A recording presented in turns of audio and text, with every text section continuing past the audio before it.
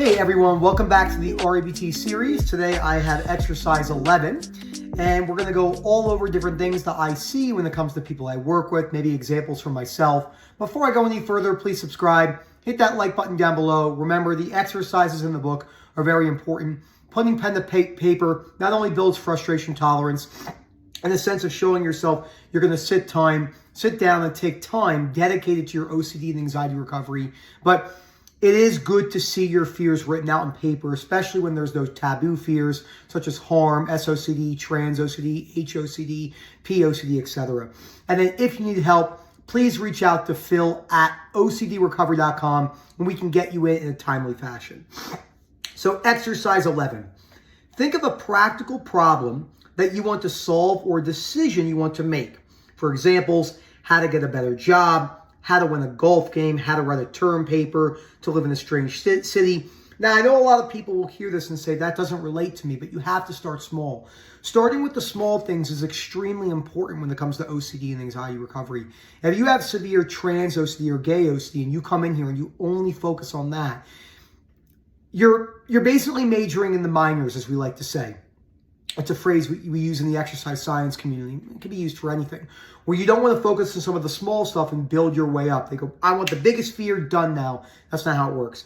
So some of the stuff I've written here, I have my notes from when I've read this many times. How to stop watching adult websites, which is interesting because I'm now at 32 months with no adult websites. How to manage my social media, which was really bad. How to stop abusing caffeine. How to stick with my workouts and how to accept myself unconditionally because my body dysmorphia. Okay. Some of the other ones are, decisions that people make. What house to purchase. A lot of people have analysis paralysis. Which person to choose as a partner in a game or a partner in life. Which courses to take at school, what to study. Which life career to go for. What exercise program to select. I started that because my body dysmorphia is one of the number one compulsions I had, was constantly changing my exercise program. Looking for perfection. Okay. So if you're anxious and ashamed, depressed, or enraged about your practical problems, or if you are indecisive, phobic, or compulsive about decisions, look for your dogmatic musts, your shoulds, oughts, your awfulizing, self-downing, and I can't stand it. Remember, self-beratement is very important to break down. I was speaking to someone yesterday who had a very hard time. A lot of people, they don't even realize they're doing it. They don't realize how negative they are towards themselves in the sense of, I'm a loser, you should have known better, you're an idiot, how dumb of you, etc. So some examples that he have here. I must get a good job and I have to keep it when I do.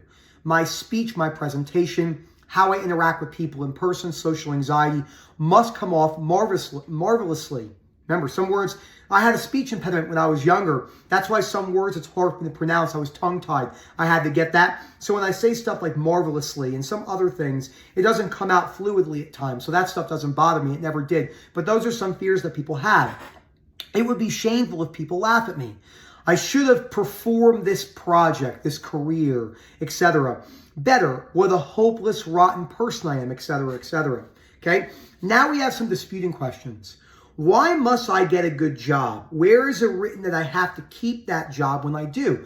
Now, there's a lot of benefits that come from getting a good income, a good job that you believe is respectable, but we never need those things in life. And one of the biggest misconceptions when it comes to these exercises, especially when it comes to harm OCD, POCD, something with the fear of losing control, maybe schizophrenia, except anything, drunk driving fears. People believe that unconditional acceptance means that you're agreeing with the outcome, but that's not what it means whatsoever. So it's important to realize acceptance doesn't mean agreement. The answer, I don't have to get or keep a good job, but I would very much want to. So I'll keep pushing to get one. Again, people think that if you accept these things unconditionally, you lose your drive and motivation, but that's just a misunderstanding of the principles of RABT. Okay. Where is it written that I must not look stupid or silly, or my speech must come off marvelously? There it goes again. How would it be shameful if they laugh at me when I give it? It is not written anywhere except in the foolish scripts I write for myself. It would be unfortunate if they laughed at me when I gave it, but only my speech would be bad. I would not mean I'm a bad, incompetent, shameful person. There's no such thing as good and bad people. That does not exist. It's very easy to break that down. I'm not going to go into this. We've done plenty of videos, but I will do another video on this soon once all the exercises are done. Okay? What's another good one? Prove that OCD and anxiety recovery ought to be easier. And why can I not stand suffering with it? Okay? Because it's paper here, so I have to change the words. OCD and anxiety recovery ought to be as hard as it is, because that's the way it is right now. I don't like the hassle of suffering with OCD, and I would love my life with less hassles. But all I can do is continue to work on my recovery.